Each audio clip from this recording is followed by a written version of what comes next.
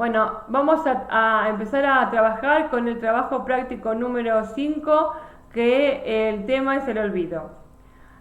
Se va a resolver con las páginas, ahora les muestro acá, con la página 30 ahí les digo, 31 a 34 del libro. 31 a 34 del libro. Bueno, vamos a empezar. ¿Qué razones existen para que los gobiernos de turno decidan dejar de lado ciertos sucesos de la historia? ¿Qué ejemplos plantea el texto? En este caso habla del texto que es el texto de Eduardo Galeano, La tarántula universal. Ocurrió en Chicago en 1886, el 1 de mayo, cuando la huelga obrera paralizó Chicago y otras ciudades. El diario Philadelphia Tribune diagnosticó: el elemento laboral ha sido picado por una especie de tarántula universal y se ha vuelto loco de remate. Locos de remate estaban los obreros que luchaban por la jornada de trabajo de 8 horas y por el derecho a la organización sindical. Al año siguiente, 4 dirigentes obreros, acusados de asesinato, fueron sentenciados sin pruebas en un juicio mamarracho. Se llamaban George Engel, Adolf Fischer, Albert Parsons y August Spice. Marcharon a la horca mientras el quinto condenado, Louis Lynn, se había volado la cabeza en su celda. Cada 1 de mayo el mundo entero los recuerda. Dicho sea de paso, les cuento que estuve en Chicago hace unos 7 u 8 años y les pedí a mis amigos que me llevaran al lugar donde todo esto había ocurrido, y no lo conocían. Entonces me di cuenta de que en realidad esta ceremonia universal, la única, esta de veras universal que existe, en Estados Unidos no se celebraba. O sea, era ese momento el único país del mundo donde el 1 de mayo no era el Día de los Trabajadores. En estos últimos tiempos eso ha cambiado. Recibí hace poco una carta muy jubilosa de estos mismos amigos contándome que ahora había en ese lugar un monolito que recordaba a estos héroes del sindicalismo, que las cosas habían cambiado y que se había hecho una manifestación de cerca de 1 millón de personas en su memoria, por primera vez en la historia. Y la carta terminaba diciendo: ellos te saludan. Cada 1 de mayo el mundo recuerda a estos mártires y con el paso del tiempo las convenciones internacionales, las constituciones y las leyes les han dado la razón. Sin embargo, las empresas más exitosas siguen sin enterarse. Prohíben los sindicatos obreros y miden las jornadas de trabajo con aquellos relojes derretidos de Salvador Dalí. Ahora dice, ¿de qué tema en particular nos habla? Ahora leo y después contestamos. B. Nos dice con respecto al Día del Trabajador. Acá se confundió. ¿Qué nos dice con respecto al Día del Trabajador en los Estados Unidos? Y C. ¿Por qué razón aplicaron la política del olvido? Está mal otra vez la C, no la vi. Si no lo hubiera corregido. Bueno, ¿de qué tema en particular nos habla el texto? De los sindicatos, de los trabajadores, de los obreros. Sí, pero entonces, específicamente, o sea, pongamos algo concreto. ¿De qué nos habla? De la muerte del trabajador. Nos habla de que el 1 de mayo, o sea, que de los hechos Que en ocurridos. todos lados se conmemoraba el 1 de mayo el Día del Trabajador y en Estados Unidos. Entonces, nos habla de que tras lo ocurrido en Chicago en 1886, el 1 de mayo, en todo el mundo se celebra el Día del Trabajador. De eso, y que en Estados Unidos no se celebra. Pero yo digo, como lo tendríamos que poner en la B, porque ¿qué nos dice con respecto al Día del Trabajador en los Estados Unidos? Que en Estados Unidos ese día no se celebra, o por lo menos no se celebraba. Después dice, ¿por qué razón aplicaron la política del olvido? Según lo que ustedes piensan o lo que supongan de por qué en Estados Unidos no se le da bolilla al Día del Trabajador. Y supongo para que no haga más manifestaciones y ellos dejar de perder en las empresas que son muy conocidas, ¿o no? Sí, eso tenés razón, porque fíjense que es como para darle el gusto a ellos. Sí, fíjense que la mayoría de las empresas multinacionales tienen capitales norteamericanos. Quiero decir, por ejemplo, Ford, por nombrar alguna, Google, Facebook, son todas empresas con grandes capitales norteamericanos. Y si se fijan, y si alguna vez vieron alguna película norteamericana, se habrán dado cuenta que los norteamericanos trabajan muchas horas por día. Y vieron que cuando los despiden, ponen las cosas en una cajita y se van. ¿Alguna vez vieron una película en donde hayan despedido? Bueno, ponen todo en una cajita y se van. Eso quiere decir que te echan y vos no, el empleador no está obligado a pagarte ni indemnizaciones por despido ni nada. Las leyes laborales en los Estados Unidos son muy distintas a las de muchos otros países, o por lo menos a la nuestra. Acá un empleador que vos estás, si no estás trabajando en negro, si estás trabajando en negro es igual que en los Estados Unidos, pero digo, si estás trabajando en blanco y tenés algunos años de aporte en esa empresa, la empresa, si te echa sin ningún motivo, te tiene que indemnizar. Tiene una ley que te respalda al subsidio, Sí, ¿no? sí, claro. Si vos, no sé, trabajaste en una fábrica 10 años y trabajabas en blanco y de repente te echan, bueno, si tienen un motivo, porque te encontraron robando, porque, o sea, llegás todos los días tarde y te presentás borracho, quiero decir, si tienen un motivo no tienen por qué indemnizarte, pero igual te indemnizan, o sea, te dan una parte digamos, por indemnización por echarte en la Argentina. En el caso de Estados Unidos, te pueden echar sin ningún motivo, o sea, la frase que ellos dicen, bueno, ya, o sea, prescindimos de tus servicios o te dejamos, o sea, para esta empresa ya la empresa tomó otros caminos y lamentablemente tenemos que dejarte ir. Eso es lo que es como le piden los yanquis, ¿viste? Bueno, es más o menos así. Por eso, me parece que para contestar la C, dice, ¿por qué razón la aplicación de la política del olvido tiene que ver con el lugar que ocupan los trabajadores en las empresas y sobre todo en las grandes multinacionales norteamericanas, con respecto a la posibilidad de despido y el cumplimiento de la cantidad de horas de trabajo? Por ahí va la pregunta C. ¿Está bien o hace falta que repita algo? No, está bien. Bueno, después dice, según el texto, ¿qué son las leyes del olvido? Vamos a ir al texto. Esto es a partir de la página 31. Y a partir de acá, de la página 32, nos habla de las leyes del olvido. Acá lo único que hace al principio es hablar de momentos históricos en donde se han hecho cosas que están relacionadas con hechos históricos borrados de la faz de la tierra. Eso es lo que habla al principio. Después dice, mira, acá dice, según Lira, en Chile, las reconciliaciones políticas se han basado en leyes de olvido, es decir, leyes de amnistía que han cubierto crímenes mayores y menores después de todos los conflictos políticos. Yo puedo poner en esa pregunta, sin poner en Chile ni nada, las leyes del olvido implican leyes de amnistía para cubrir crímenes mayores y menores después de conflictos políticos, sociales, bla, bla, bla, bla. ¿Está?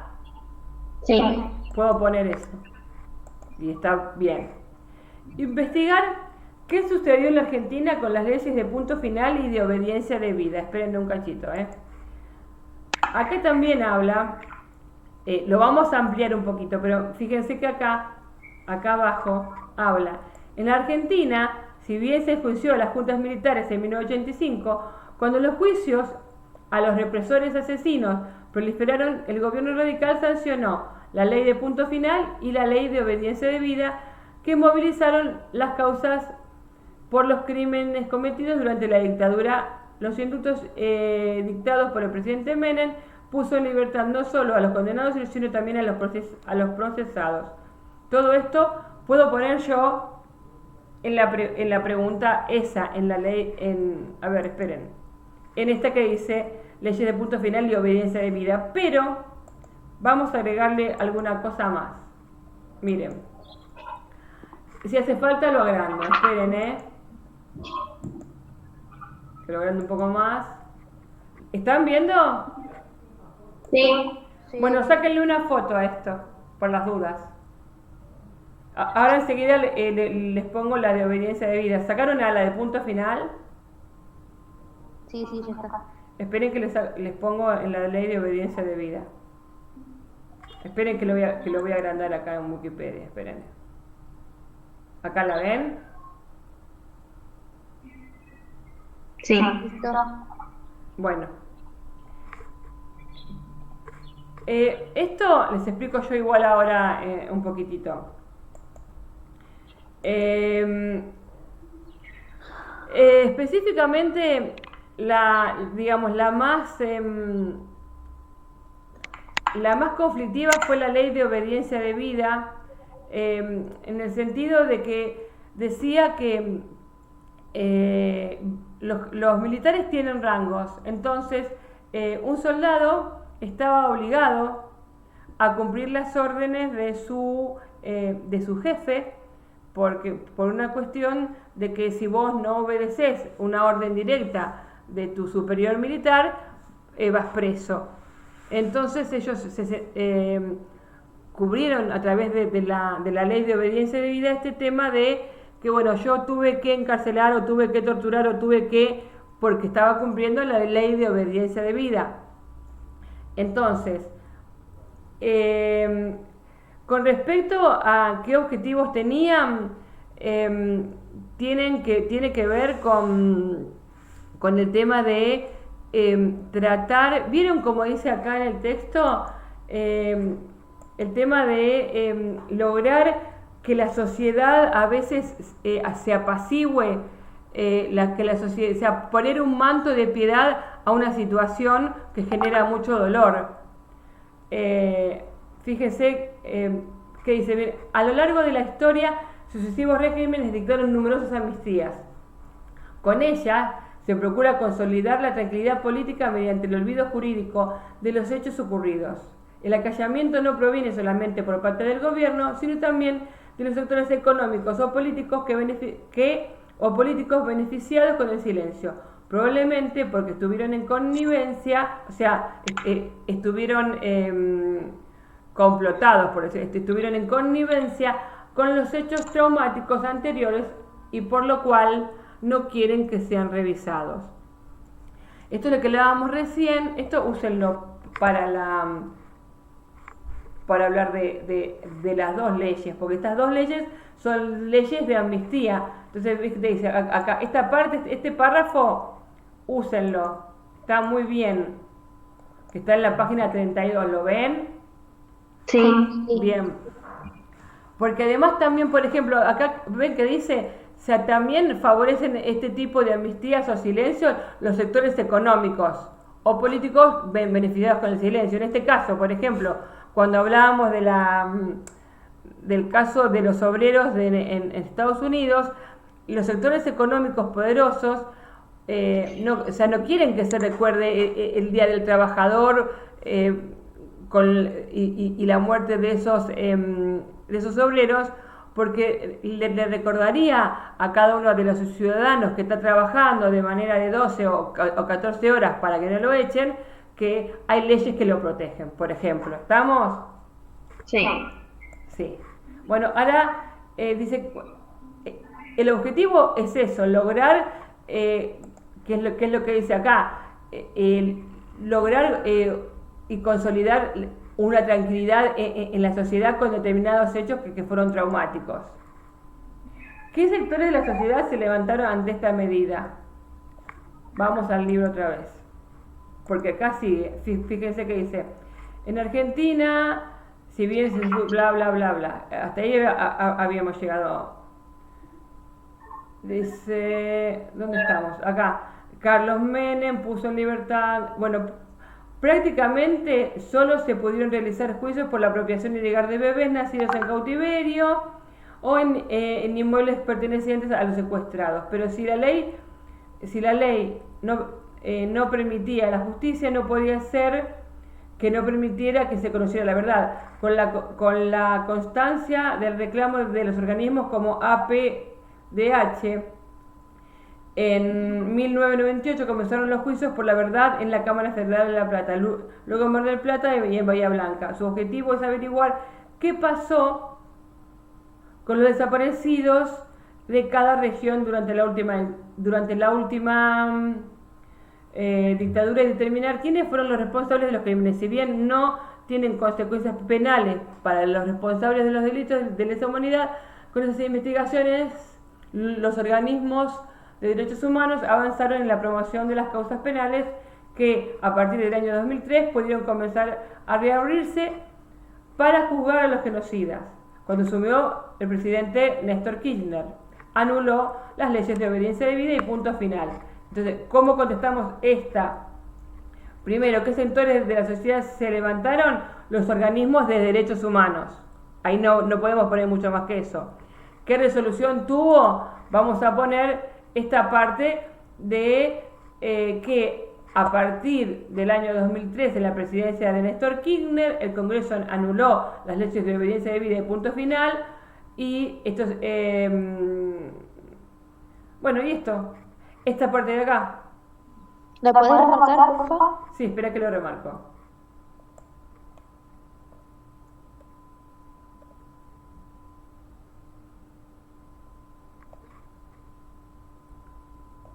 Así.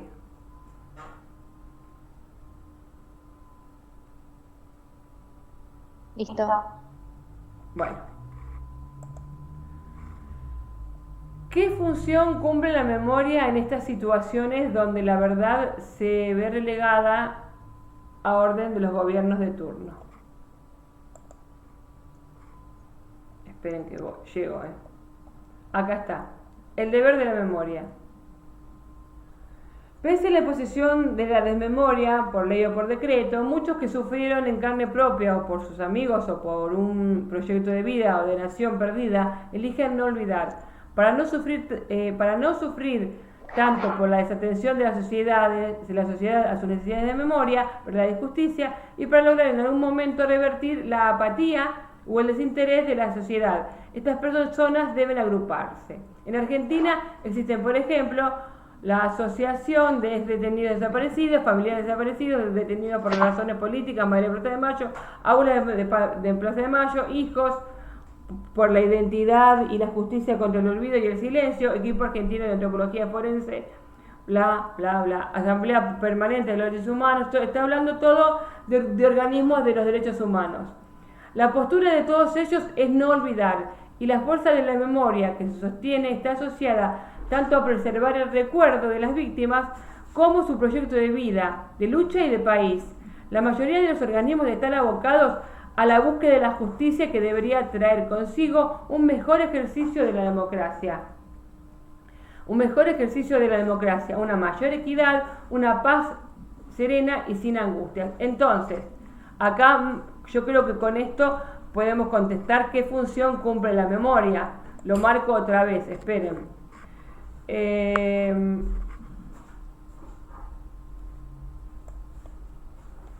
Miren, si queremos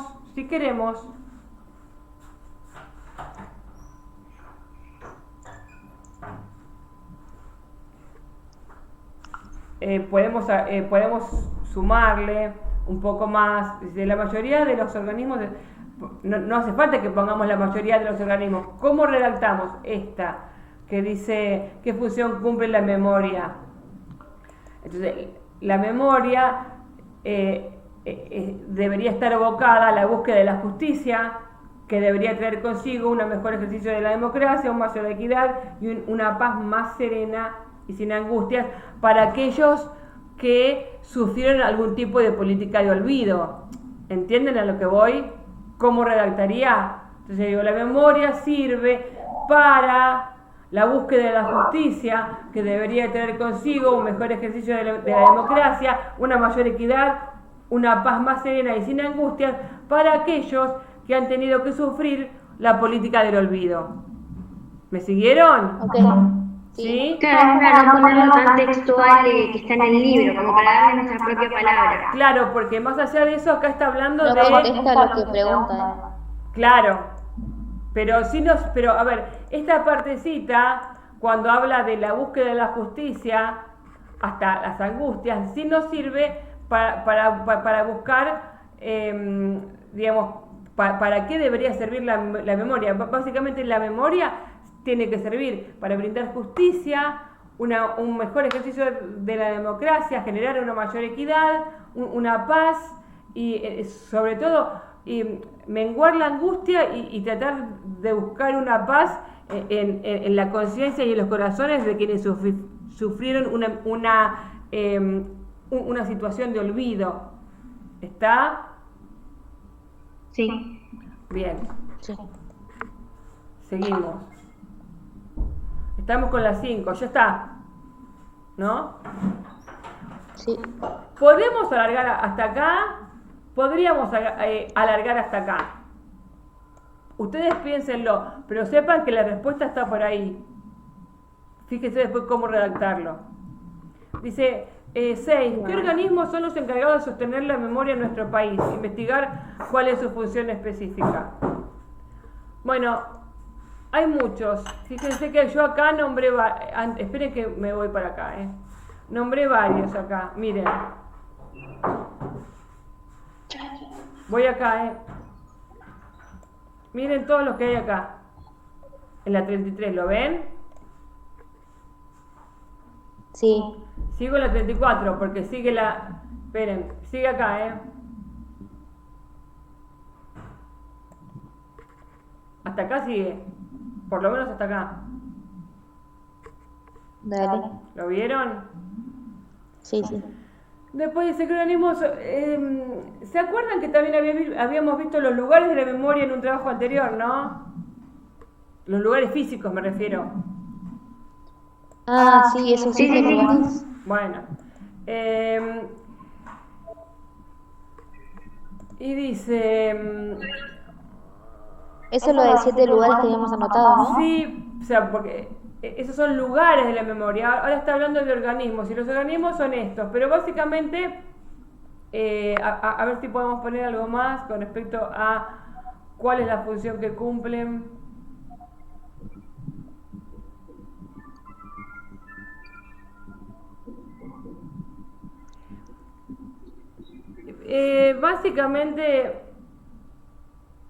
Básicamente, porque después acá habla de la memoria encuadrada. En el siguiente parte del texto habla de la memoria encuadrada, que no, el profe no hizo preguntas sobre eso.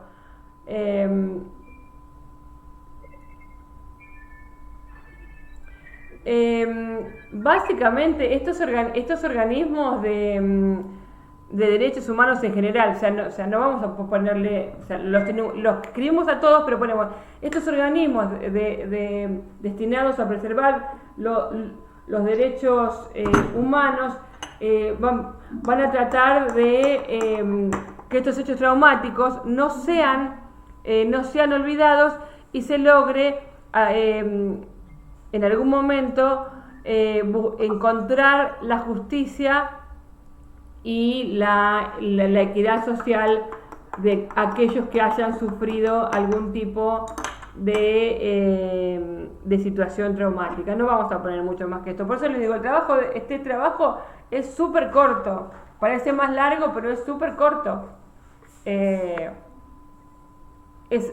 Son 2 paginitas del libro, nada más. Nada más que eso.